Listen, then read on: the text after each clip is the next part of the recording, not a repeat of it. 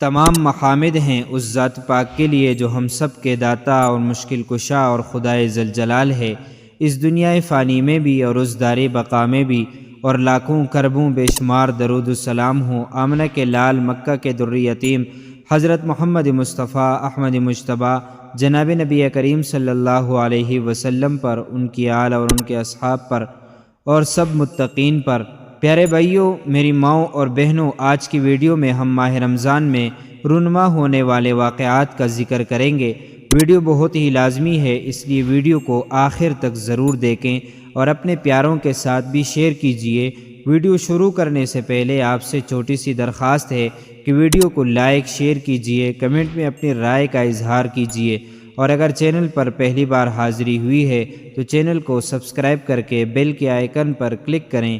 محترم ناظرین، ماہ رمضان نہایت فضیلت والا مہینہ ہے جو نہ صرف مسلمانوں کے لیے عبادات کا موقع ہے بلکہ اس ماہ میں کئی ایسے واقعات بھی پیش آئے جن کی وجہ سے اس ماہ کی اہمیت اور بھی بڑھ گئی۔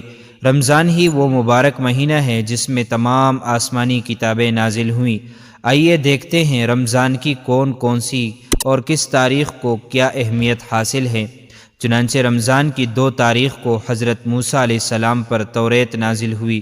رمضان کو حضور اکرم صلی اللہ علیہ وسلم کی سب سے محبوب بیوی اور اسلام قبول کرنے والی پہلی خاتون حضرت خدیجہ رضی اللہ عنہا کی وفات 10 رمضان کو ہوئی۔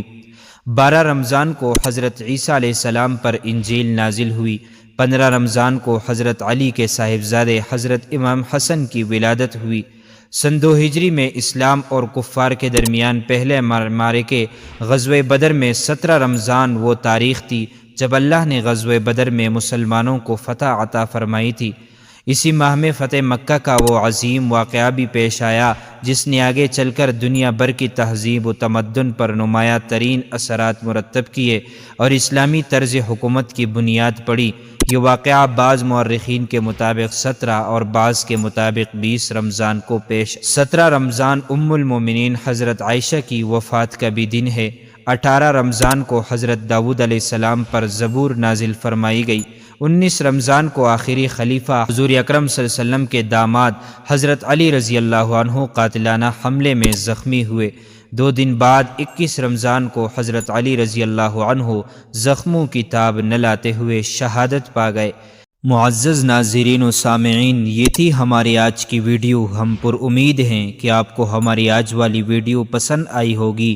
اس طرح کی مزید معلومات کے لیے امانت خدا اور نبی یوٹیوب چینل کو سبسکرائب کیجیے۔